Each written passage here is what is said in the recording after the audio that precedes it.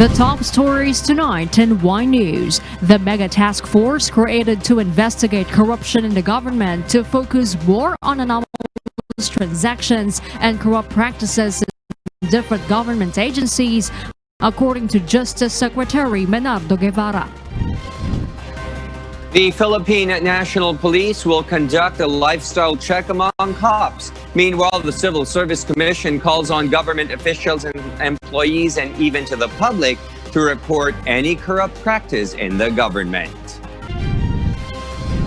A Senate panel will begin its inquiry on the alleged red tagging activities of some members of the military. Meralco customers with low electricity consumption until December 31 will not experience disconnection. Australia, Japan, Taiwan, and the United States hold virtual global workshop on pandemic-related crime. And schools in New South Wales and Queensland receive a series of bomb threats. Good evening, Philippines and the world. Today is Friday, October 30, 2020. I am Harleen Delgado. Join us in the next hour as we deliver today's top stories around the Philippines and other parts of the world. I am Mariela Toza. We are also seen in 1,935 satellite monitoring centers nationwide and via live streaming worldwide through the UNTV News and Rescue social media accounts and our website, untvweb.com. I am William Theo. First in the news, Department of Justice Secretary Menardo Guevara is positive that they will start filing cases against individuals involved in corruption in the government before the year ends. Dante Amento tells us why live. Yes, Dante? Harleen, the anti-task force created by President Rodrigo Duterte to investigate corruption in the entire government met this afternoon. Department of Justice spokesperson Undersecretary Emeline Aglipay Villar said they discussed the objectives and the structure of the task force and confirmed the 5 agencies which are the priority of the investigation. Villar added they also agreed on the parameters for determining which allegations the task force will going to probe, to include the rank of persons involved, impact on delivery of services to public. DOJ Secretary Menardo Guevara, who leads the task force, disclosed they will start their investigation immediately. Guevara believed that the task force may start filing cases before the end of this year directly to the Office of the Ombudsman. Yung sa PhilHealth niyan, di ba 30 days lang pero meron na kaming naisampa na kaso. May mga kasunod pa yon yung sa PhilHealth. Continuing pa yon.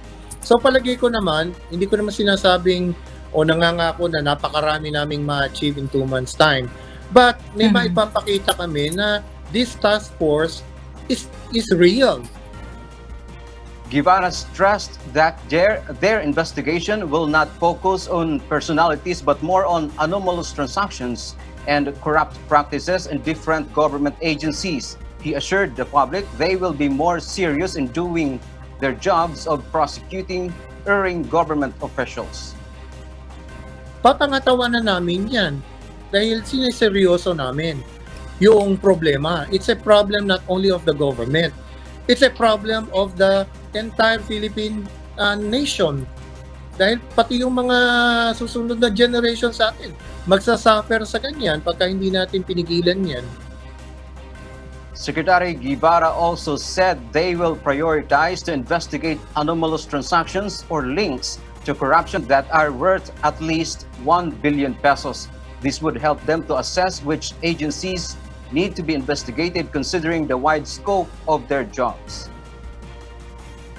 But syempre, hindi naman namin lahat matitingnan kahit na yung petty transaction ba ay titingnan pa namin. Di syempre, ang pag-aaksaya namin ng panahon ay yung talagang siguro napakalaking amount na may impact talaga sa atin as a country. Back to you, Harley.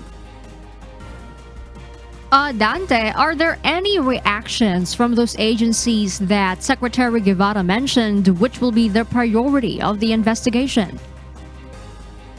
Yes, Harleen, one of the agencies that Secretary Guevara mentioned is the Bureau of Customs, or BOC. According to BOC spokesperson, Assistant Secretary Attorney Vincent Philip Marunilla, they welcome the development of creation of the task force. He added that it will complement what they are doing to prosecute some customs employees which are involved in illegal activities. ASEC Marunilla said that Secretary Guevara is known to be very fair, very thorough, and very systematic on how he does his job.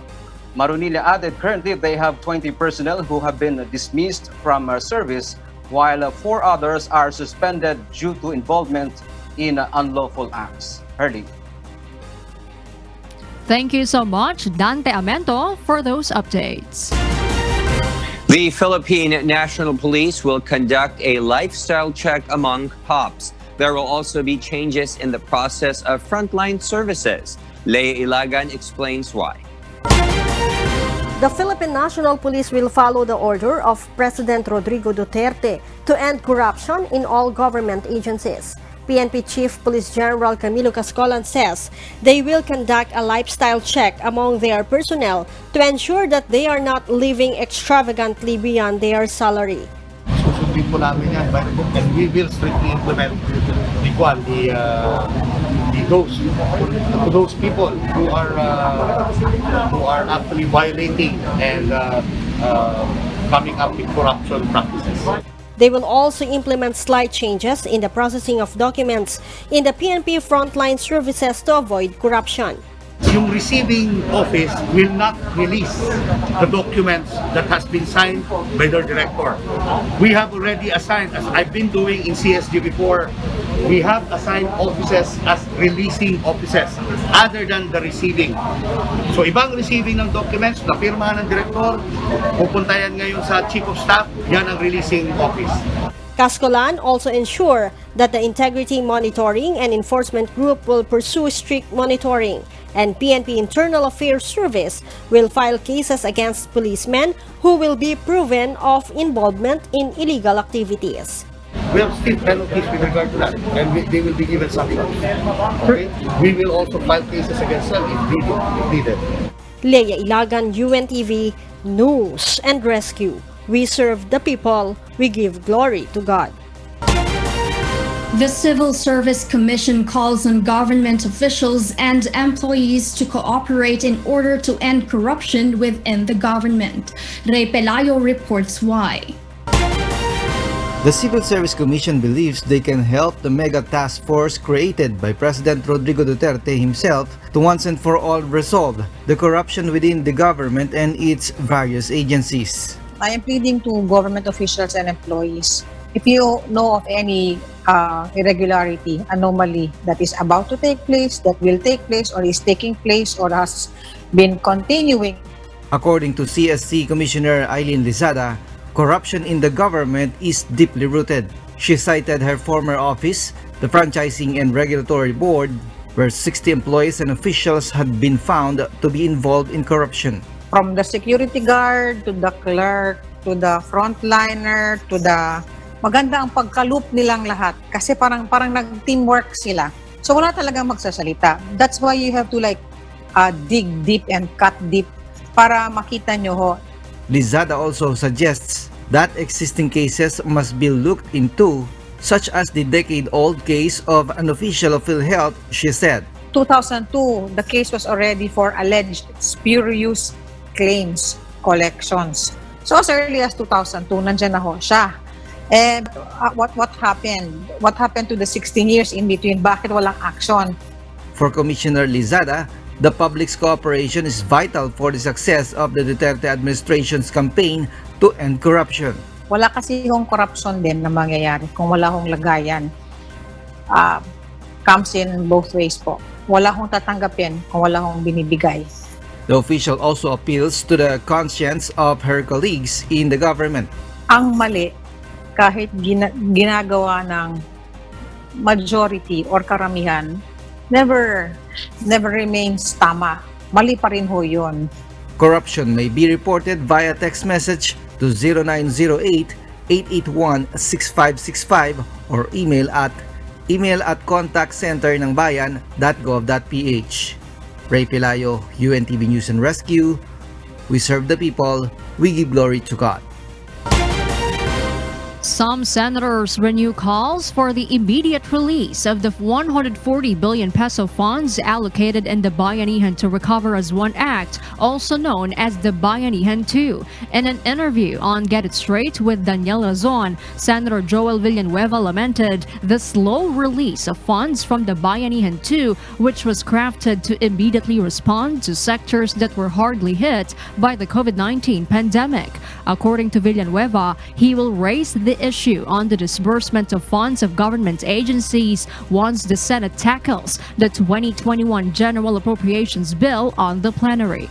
Nakakalungkot, ano na ho ngayon, matatapos na ho ang Oktubre, by December 19, tapos na ho yung Bayanihan to, mag-e-expire na po. Bakit ganun? I hope and pray that the DBM would act on this immediately, and by the time we started deliberating on the budget of the general principles of the national budget, we will definitely raise this particular issue po yan, Daniel. Meanwhile, Senate Majority Leader Miguel Zubiri also hopes that the Department of Budget and Management will expedite the release of funds to further revive the economy. According to the DBM, as of yesterday, they have disbursed almost 78 billion pesos to various agencies following the authority given by President Duterte to Budget Secretary Wendell Avisado to approve all budget requests for the immediate release of Bayanihan 2 funds. These include the 13 billion pesos for the Cash for Work program and other emergency response measures of the Department of Labor and Employment, 6 billion pesos for the Department of Social Welfare and Development, 9.5 billion pesos for the Department of Transportation, and 20 billion pesos for the Department of Health. Secretary Avisado said they are still processing some of the remaining 62 billion pesos that has yet to be released. However, some agencies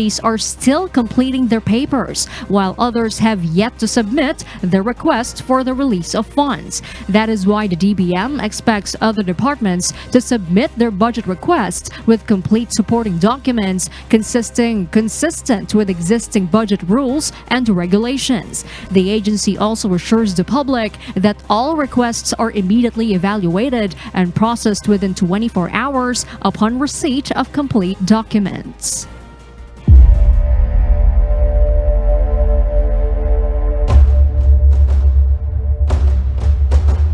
Meanwhile, the country's Department of Health says that over 2,000 new cases were reported today, raising the total number of confirmed cases of coronavirus infection in the Philippines to 378,933. That's now the 22nd highest of confirmed cases in the world, just below Ukraine's more than 390,000. Batangas province recorded the most additional cases today with 124, followed by Cavite with 121. The number of total cases further rose to more than 41,000. Of that number, 83.3% are in mild condition, while 11.1% are asymptomatic. We have lost 38 more patients, but through our fervent prayers, medical interventions, and sacrifices of our medical frontliners, 636 more people have won their battle against the invisible enemy. That brings the total number of recoveries nationwide to 330,457. Thanks be to God. The new graduates of the Philippine National Police Academy, or PNPA, will be deployed in rural areas. PNP Chief Police General Camilo Cascolan says it will help them learn from their experiences. Our police correspondent Leia Ilagan will explain why. The PNP leadership has decided to deploy the new graduates from the Philippine National Police Academy, or PNP, in rural areas as their first assignment fresh from the academy. PNP Chief Police General Camilo Cascolan says the new graduates will get in the field, will help them become a police good officer. I have been a cadet myself, and it's really very, very hard, most especially when you graduate and be assigned in far-flung areas. But it is one of the best training sites, the training requirement that each and every one of us as officers need. General Cascolan adds he experienced the same. Sa totoo lang, naghirap po ako nung nasa field ako. I have no boss, I have nobody, no mentor at all. I have to do my thing alone, but I was able to do it right. Cascolan also adds those who graduated from the PNPA need not take the basic officers course because they already took it in the academy. They will take the advanced officers courses instead. PNPA graduates can choose to work with either the Philippine National Police, the Bureau of Fire Protection, and the Bureau of Jail Management and Penology. Leia Ilagan, UNTV, News and Rescue. We serve the people, we give glory to God. A Senate panel will begin its inquiry on the alleged red tagging activities of some members of the military. This was after Senate Committee on National Defense Chair Senator Panfilo Lacson filed Resolution number 559, which aims to resolve the issue on red tagging or red baiting of certain celebrities, personalities, institutions, and organizations. It also seeks to craft guidelines that will prevent misunderstanding between the public and the military and ensuring the protection of the constitutional rights of the people.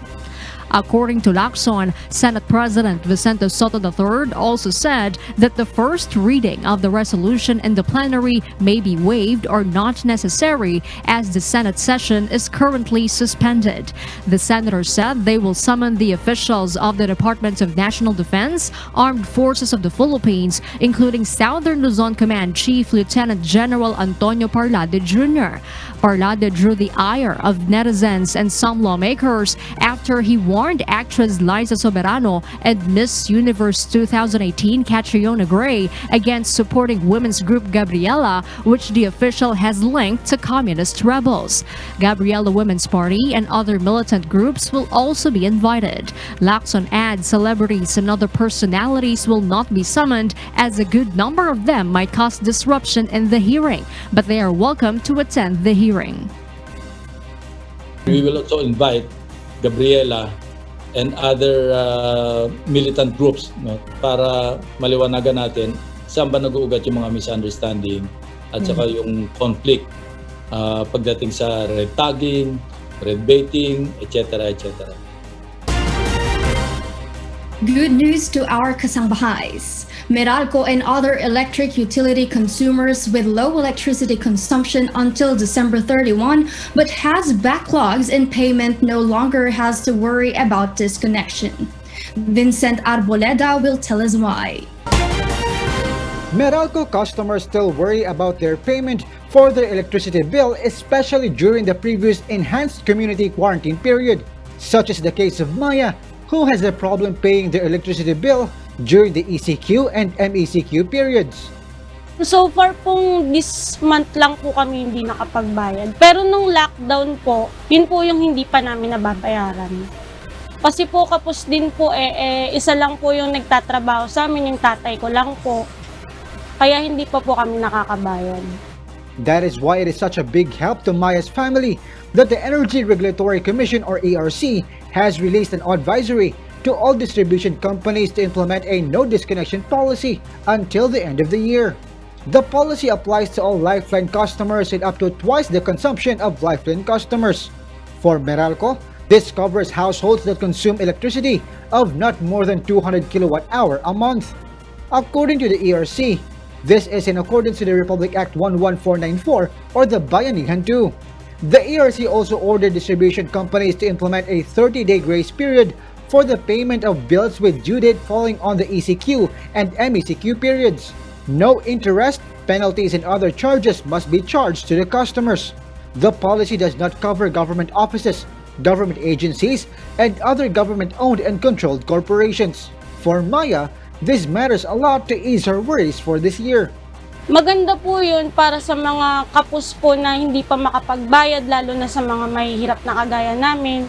The ERC also orders power generators or suppliers, the NGCP, NPC, Transco, independent power producers, and others to similarly implement a 30-day grace period, staggered payment, and no disconnection policy to their distribution utilities and retail electricity suppliers. Meanwhile, the ERC advises the public to pay their bill if they already have the capacity to do so to prevent accumulation of bills and to ensure the continued supply of electricity. Vincent Arboleda, UNTV, News and Rescue. We serve the people. We give glory to God. The Department of Agriculture has adjusted the suggested retail price or SRP of pork. Meanwhile, the Agri Department will facilitate the communication between suppliers and retailers to lower the cost of pork.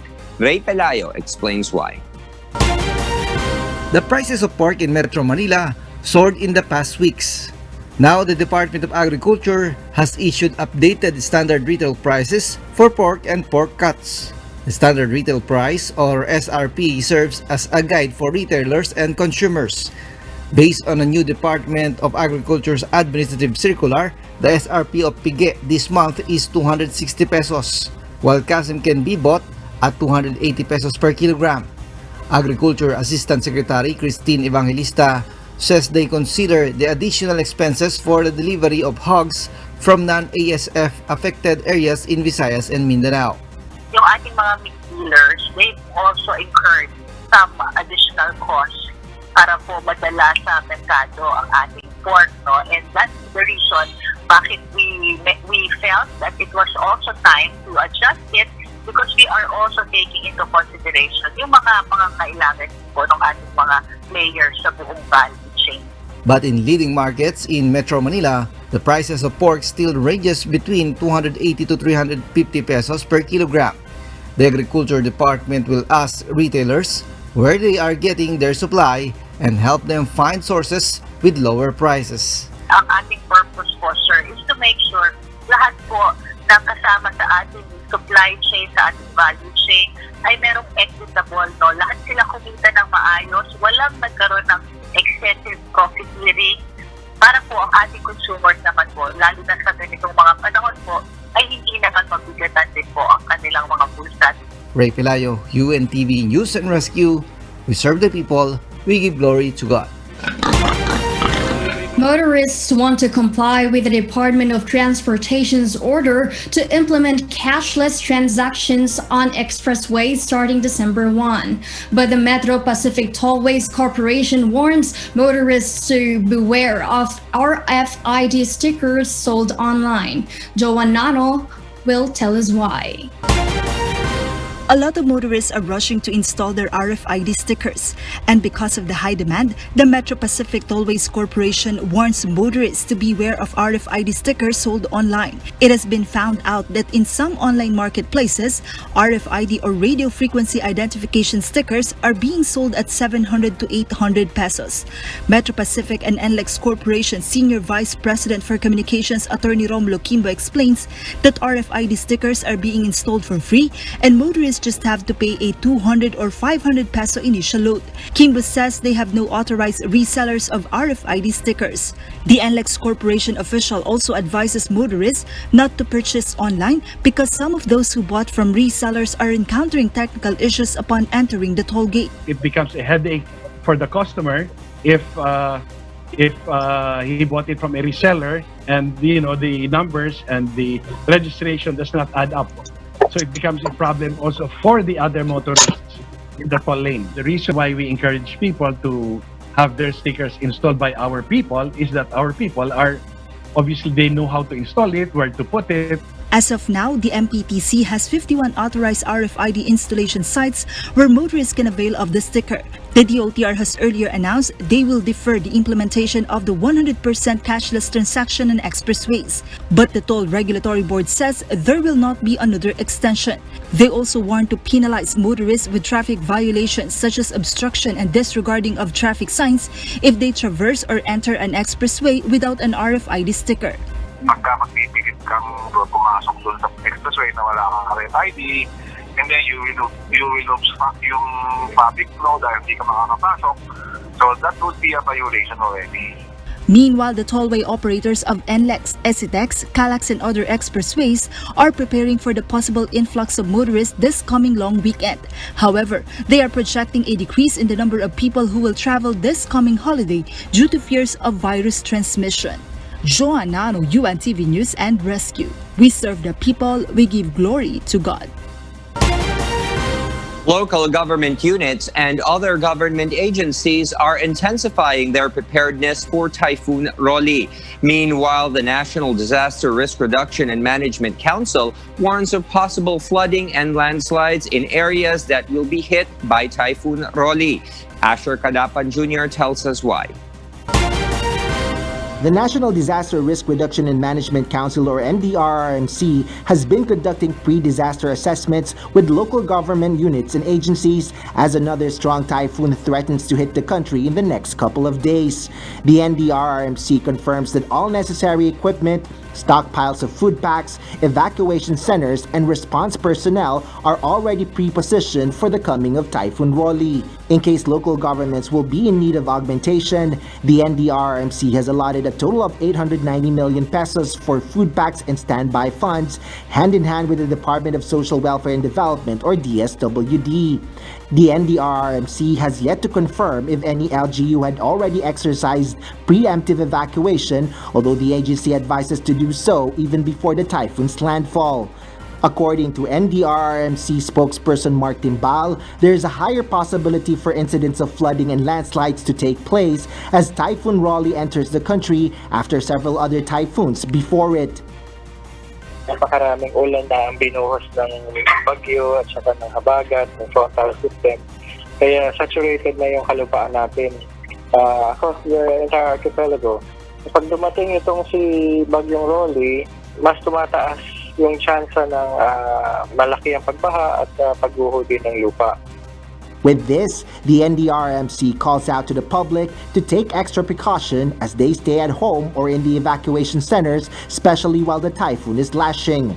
According to NDRMC Undersecretary Ricardo Halad, most casualties recorded in the onslaught of Typhoon Quinta were due to drowning and falling debris, which could have been avoided if residents stayed indoors. Individuals who will take shelter in evacuation centers are advised to bring a go bag, which include essential items like food, whistle, flashlight, radio, and medicines. The agency also reminds evacuees to strictly adhere to health and safety protocols to curb COVID-19 transmission. Meanwhile, the Philippine Coast Guard has already advised its districts, stations, and substations to go on heightened alert to avoid the loss of lives and properties during maritime accidents. Asher Kadapan Jr., UNTV News and Rescue. We serve the people, we give glory to God. Now, here's a glimpse of what's the weather like in parts of the country. Typhoon Raleigh intensifies further as it moves westward over the Philippine Sea. State Weather Bureau Pagasa says as of 4 p.m. today, Raleigh was located at 980 kilometers east of Casiguran, Aurora. It has maximum sustained winds of 185 kilometers per hour near the center and gustiness of up to 230 kilometers per hour, moving westward at 20 kilometers per hour. The center of the eye of Raleigh is likely to make landfall over the Aurora, Quezon area on Sunday evening or Monday early morning. Today through tomorrow morning, the trough of the typhoon and the northeasterly surface wind flow will bring light to moderate with at times heavy rains over Bicol region, eastern and central Visayas, Caraga, northern Mindanao, Zamboanga Peninsula, Batanes, Cagayan, and Isabela. And beginning tomorrow or Sunday, the typhoon will likely bring heavy to intense rains over northern and central Luzon and Bicol region, especially those areas along the track of Raleigh. tropical cyclone wind signal number 1 is placed over Catanduanes, which will experience strong breeze to near gale conditions. A storm surge of up to 2 meters may be experienced over the coastal areas of Aurora, Quezon, Marinduque, Bicol region, and northern Samar. Meanwhile, Pag-asa is also monitoring Tropical Storm Atsani, which is outside the Philippine area of responsibility. At 4 p.m. today, it was located at 1,865 kilometers east of Visayas with maximum sustained winds of 65 kilometers per hour near the center and gustiness of up to 80 kilometers per hour while moving west-northwestward at 35 kilometers per hour. It may enter PAR on Sunday and will be given the local name Shawnee.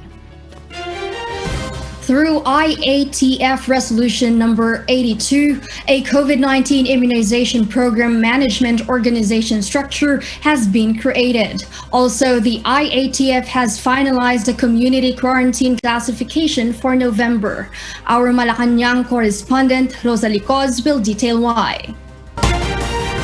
To ensure the successful and efficient deployment of COVID-19 vaccines in the country, the Interagency Task Force for the Management of Emerging Infectious Diseases created a COVID-19 Immunization Program Management Organization structure. This will be under the National Task Force Against COVID-19 to be led by the Department of Health.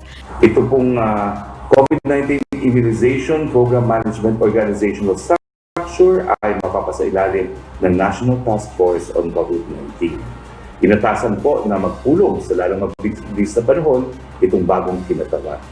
Meanwhile, the government has finalized the new quarantine classifications for November. This means Metro Manila, Batangas, Iloilo City, Bacolod City, Tacloban City, Iligan City, and Lanao del Sur will be under General Community Quarantine or GCQ status, while the rest of the country will be under Modified General Community Quarantine or MGCQ status. Aside from this, the government has allowed the resumption of face-to-face clinical internship in the University of the Philippines College of Medicine. The Philippine General Hospital will conduct the face-to-face program. Rosa Licoz, UNTV News and Rescue. We serve the people, we give glory to God. Meanwhile, the Russian government has submitted the pre-qualification application of the vaccine Sputnik to the World Health Organization. According to the Philippine Food and Drug Administration, once the WHO approves that pre-qualification, Gamaleya can apply for a certificate of product registration in the country and have the vaccine sold in the market. This means it will no longer have to undergo clinical trials. If it does get WHO pre-qualification, then that will make it eligible to apply for us for a certificate of product registration here in the Philippines. And that would make the process actually a lot quicker. Kasi the WHO Pre-Qualification Committee will be able to share with us their findings and then their evaluation. So hindi na kailangang ulit-ulitin lahat. Maaari nating makita yon, and WHO Pre-Qualification makes it a lot faster to be registered in the country. According to FDA DG Domingo, experts around the globe evaluate potential vaccines during the pre-qualification process. This is to assure that all COVID-19 vaccines are safe and effective to protect people against the deadly COVID-19.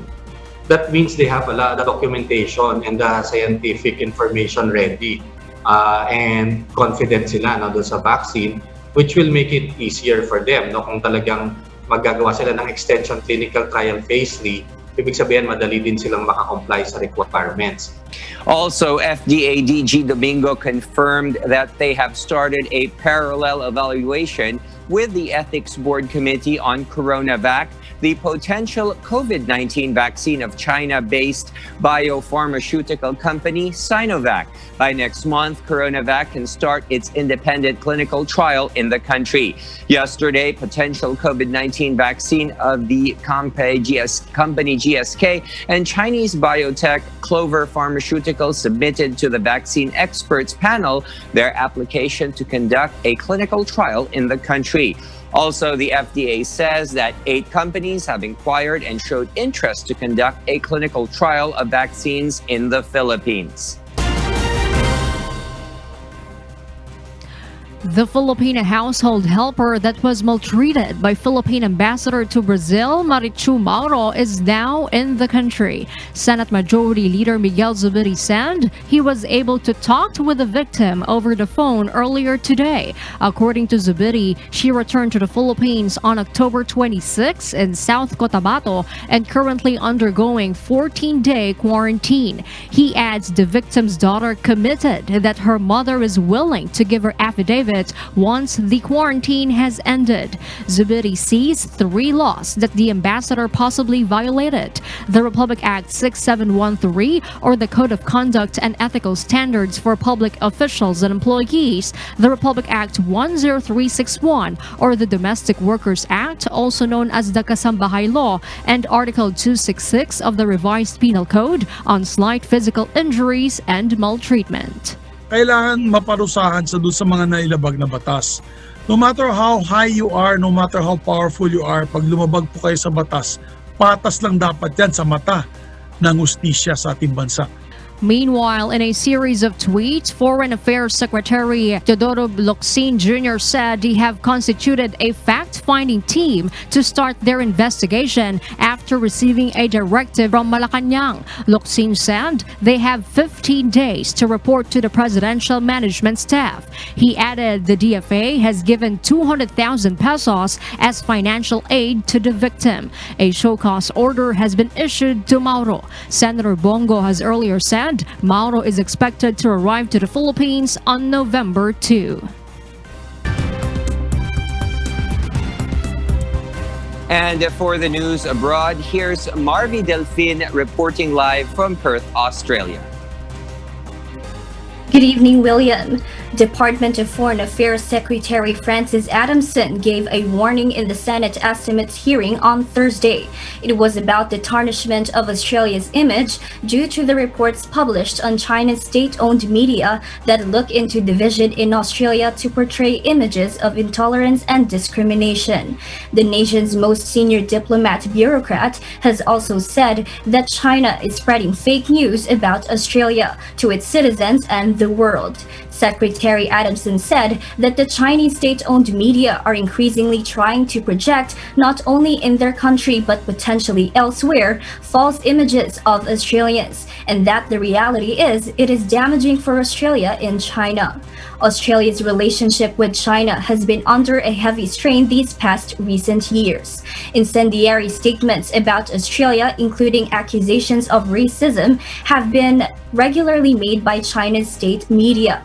In June this year, Australia's Minister for Foreign Affairs Marise Payne revealed in her speech her concerns about the disinformation being promoted around the coronavirus pandemic and mentioned China as one of the countries involved in this issue.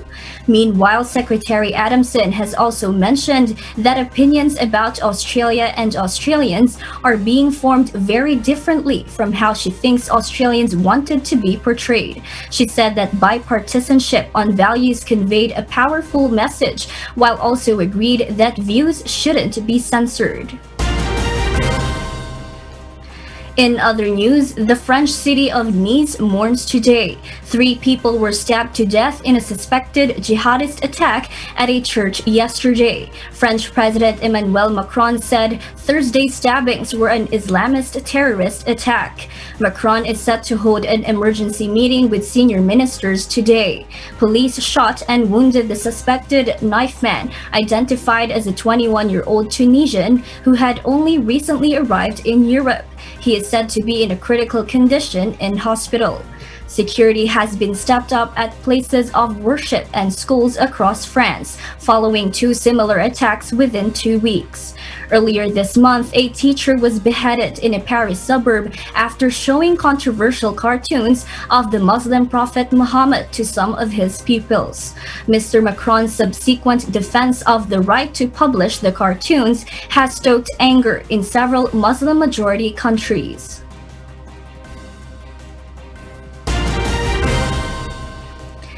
In the midst of high school students' final exams in New South Wales and Queensland, Australia, some schools were prompted to evacuate. Mavian Dog, who is now in Queensland, will explain why, live. Maeve?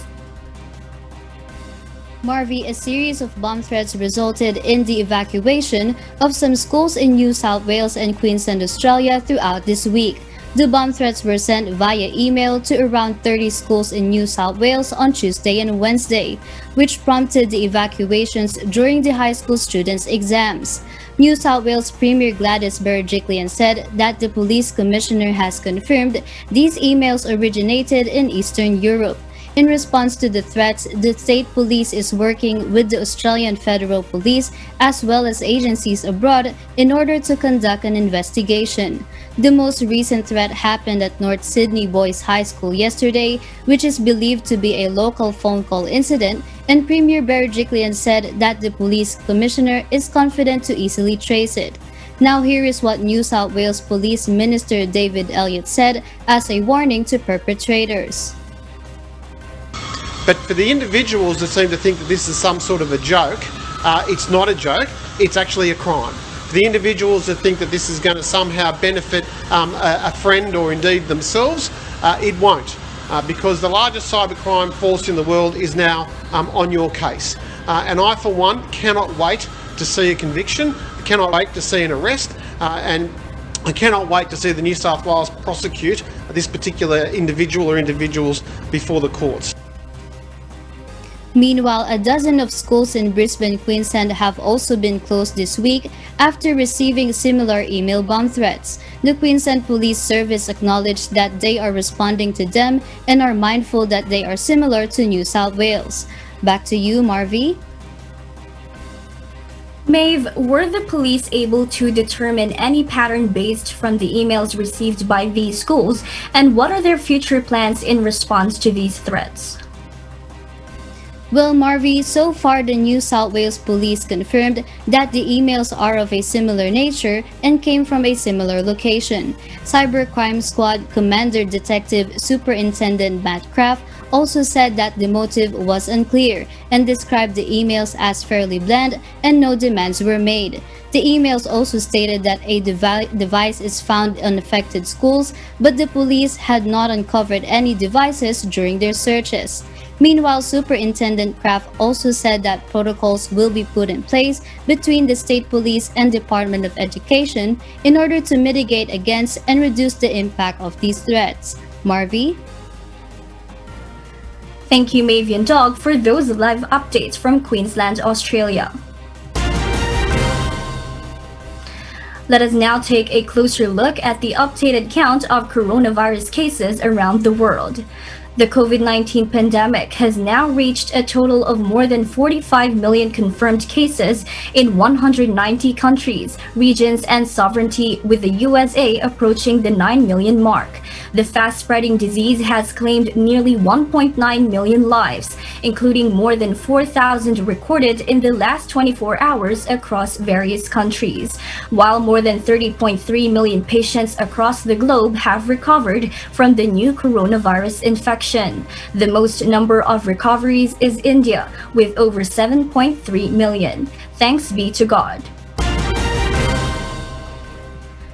Australia, Japan, Taiwan, and the US hold virtual global workshop on pandemic-related crime. The one-day forum held in Taipei was co-hosted by Australia, Japan, Taiwan, and the United States yesterday to tackle countermeasures to combat COVID-19 related crimes.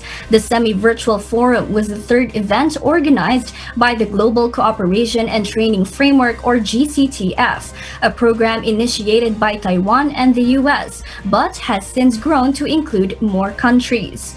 According to Taiwan's Investigation Bureau Director General Liu Wenzhong, common illicit activities related to the pandemic include hoarding and counterfeiting surgical masks, as well as disseminating false information. He said that the authorities had seized approximately 260 million counterfeit masks so far and logged around 1,400 cases of disinformation. On the other hand, Taiwan's Deputy Foreign Minister Chang Guangtian stated in his address that the workshop has come just at the right time. As COVID-19 continues to ravage countries around the world, we are once again reminded of the need for concerted global action. Just as disease knows no borders, neither does crime. He added that we need to work together to form a safety net and serve as a stabilizing force in the face of this volatile pandemic. Besides Taiwan's Deputy Foreign Minister and counterparts from the other host nations, Australian Representative Gary Cowan delivered his speech through a pre-recorded video in which he supported the efforts of strengthening Taiwan's energy for law enforcement cooperation with the international community. There were also more than 300 law enforcement officials from 31 countries, including Tuvalu, Guatemala, and Paraguay, and experts and scholars that joined the live webcast. Officials from the U.S. Federal Bureau of Investigation, or FBI, and their counterparts from Australia, Japan, and Taiwan shared their knowledge and experience tackling pandemic-related fraud schemes at a time when many parts of the world are still struggling to contain outbreaks. The GCTF has focused majorly on law enforcement sessions, such as the International Workshop on Combating Corruption in the Public and Private Sectors in 2019, and they have achieved concrete results in promoting crime fighting, enhancing forensic power, helping to establish clean governments, and preventing commercial espionage. This year, due to the severe COVID-19 pandemic as the main global concern, the workshop is focusing on anti-epidemic related crimes and counterfeit information enforcement results. Residents from Victoria, Australia will soon be accepted in Singapore. However, Australia's domestic borders still face differing restrictions as the country grapples multiple other challenges. Here's Early Briones from Victoria, Australia to tell us why. Live. Yes, Early? Marvi, Singapore has announced that it will now open its borders to residents of Victoria, Australia from November 6 without having to undergo a 14-day quarantine. This as Victoria records very low community transmission rate in the past weeks. Australians traveling to Singapore must have remained in Australia for 14 days prior to arrival in Singapore. And upon arrival, travelers are required to undergo a COVID-19 test and download Singapore's tracing app, Trace Together. They must keep the application activated during their whole stay in the country. Also, Victorians are now able to apply for an air travel pass from today.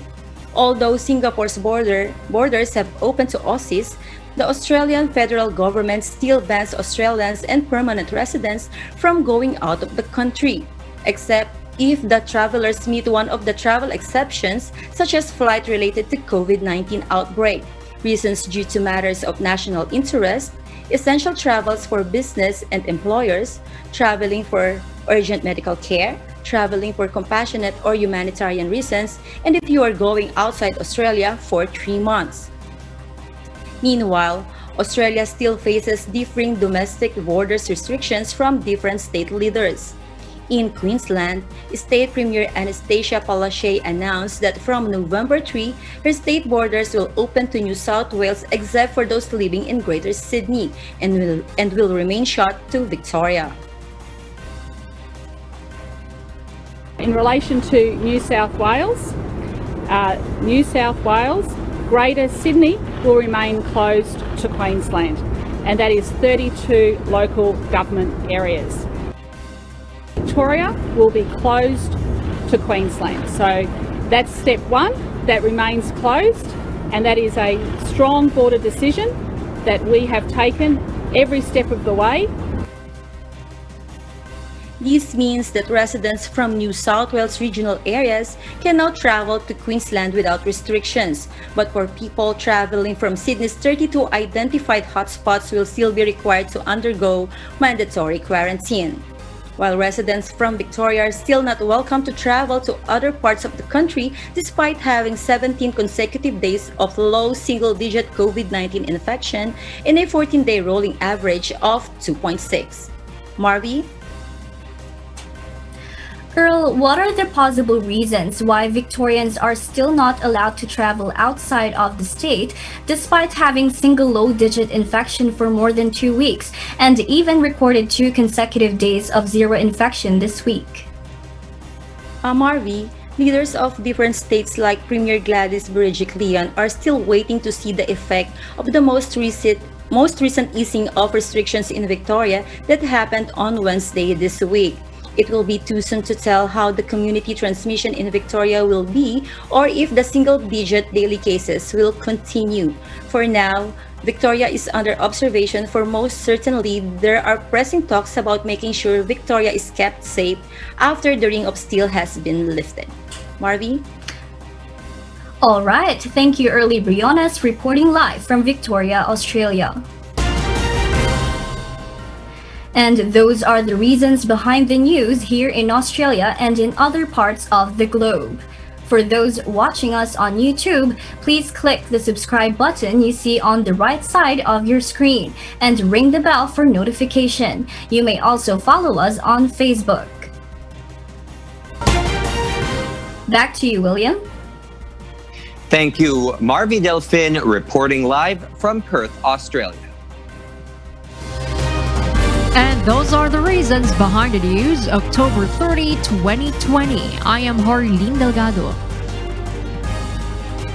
Reasons we deliver to you as they unfold. Sitting in for Angelo Castro III, I am Mariela Toza, reporting live from Perth, Australia. Because we need to know, we will always ask why. I am William Theo. We serve the people. We give glory to God.